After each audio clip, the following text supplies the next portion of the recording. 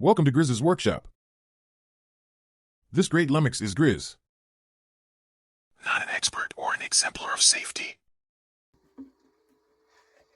Firstly, please excuse the faces I am pulling in this video. As you can tell, this requires concentration to do. It all started when Mrs. Grizz saw a carved relief of a waxwing in a gallery on our travels, and ever the woodworker, when I saw the tag price, I said, "I'll make you one." So here we are. This is a perfect job for warm weekends. In cold times of the year, it doesn't really matter what work I do at the bottom of my garden, but on warm weekends, my neighbours have their windows open, and I don't like the idea of always being that neighbour. Using chisels to carve is very quiet. It's also much more relaxing. When using power tools, there's the element of noise and danger that keeps you on edge. Anyway, I had this bit of scrap pine kicking about. Off camera, I planed the base flush so it laid flat. I used a template that I'd used on a previous waxwing sculpture just to do the outline of the body. Added a foot and a branch for it to be on. Most of the carving in these reliefs are just removing the waste around the subject itself. This takes a long time. It's a constant fight to stop the wood from wanting to split along the grain and put it in the right place.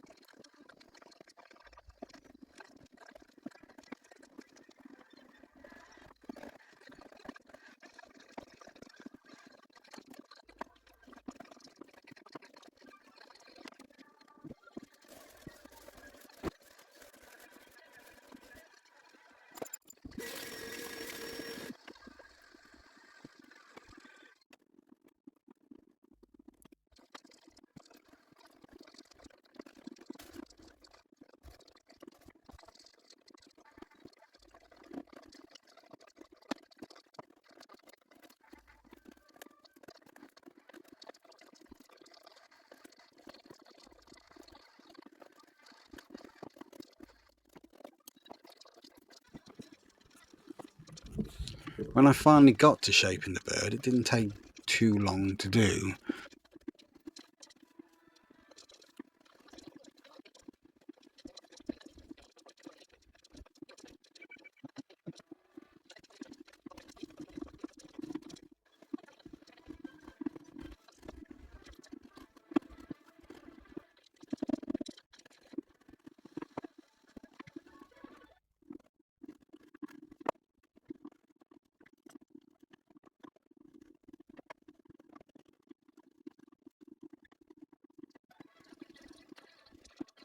I used a gouge to create a texture change to the background that also helps hide any tool marks too deep for the sandpaper.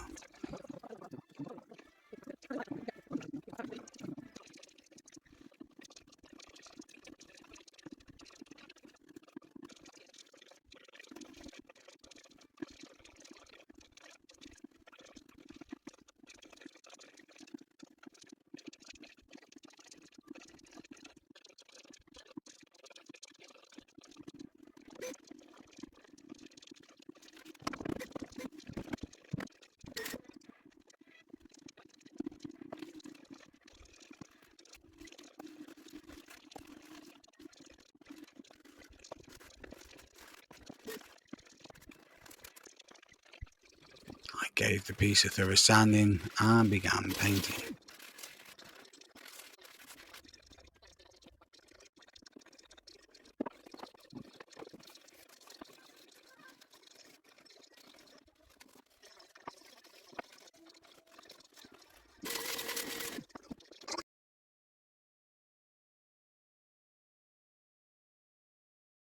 I decided to use a translucent dye I had for resin work, hoping the wood grain would show through.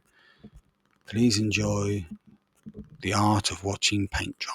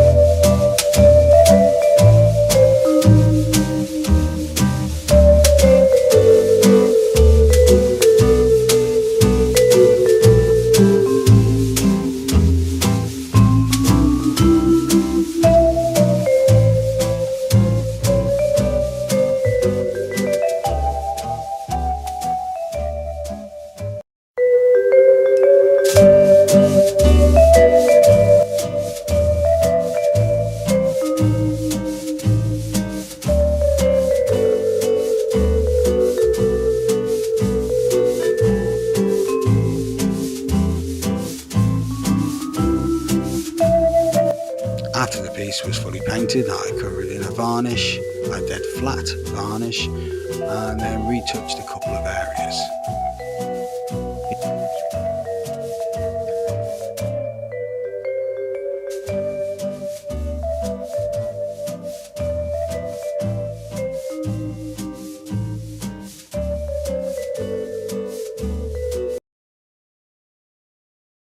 Here's the final article. I couldn't decide if I preferred it without a coloured background or with. Let me know below what you prefer. Thank you very much for watching.